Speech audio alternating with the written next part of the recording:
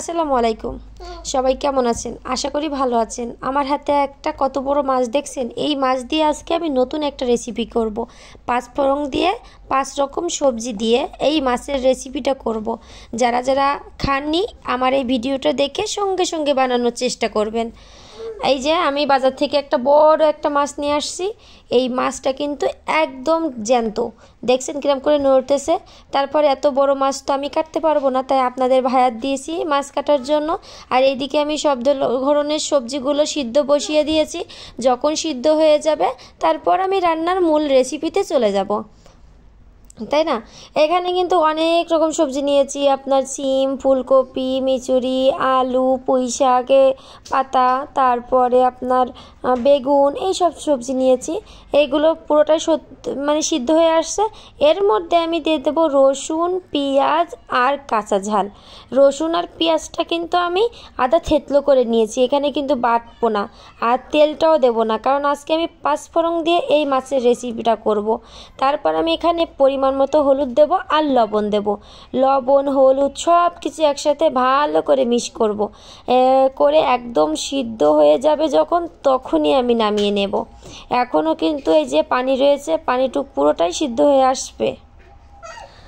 তারপর এখানে আমি লবণ হলুদ তারপর পেঁয়াজ রসুন এই সবগুলো তো দেওয়া হয়ে গেছে। এখন আমি আবার একটু নাড়াচাড়া করে ঢেকে রেখে দেব।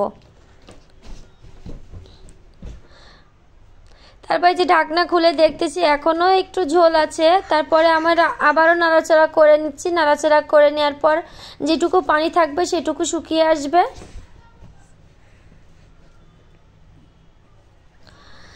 তারপর আমি এখানে একটা কড়াই নিয়ে নেব। কড়াইতে পরিমাণ মতো তেল দেব।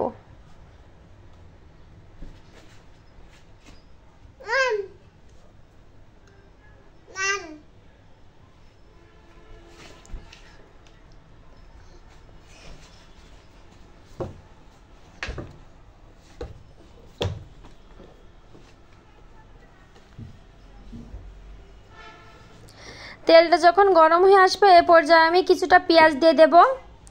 পেঁয়াজটা একটু লাল হয়ে আসলে এর মধ্যে আমি ফোড়নটা দিয়ে দেব। এখানে 5 ফোড়ন নিয়েছি, শুকনা ঝাল নিয়েছি, জিরা নিয়েছি আর সরিষা নিয়েছি। এগুলো আমি ভালো করে ভেজে নেব।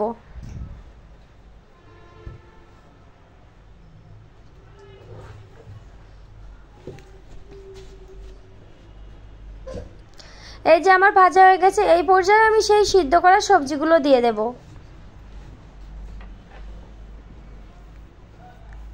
তারপরে আমি আবারও একটু নাড়াচাড়া করে নেব যাতে পুরোটা শুকনা শুকনা হয়ে আসে, পুরো ভাজি করে ফেলবো। তারপর আমি মাছটা দিয়ে দেব। এখানে আমি কিন্তু ছোট ছোট পিস করে মাছ কুটছিলাম, মাছটা আমি কুটাতে দেখানো হয়নি। ছোট করে না দিলে এই সবজির ভিতরে ভালো লাগবে না, তার জন্য ছোট ছোট পিস করে আমি মাছটা কুটে রাখছি। তারপর আমি এই মাছটা দিয়ে আবার কিছুক্ষণ ঢেকে রাখবো। তারপর এই যে হয়ে গেছে আমার 5 ফোড়নের তরকারি। এটা কিন্তু গরম ভাতের সাথে খেতে ভালোই লাগবে। আমার ভিডিওটি ভালো লাগলে লাইক কমেন্ট শেয়ার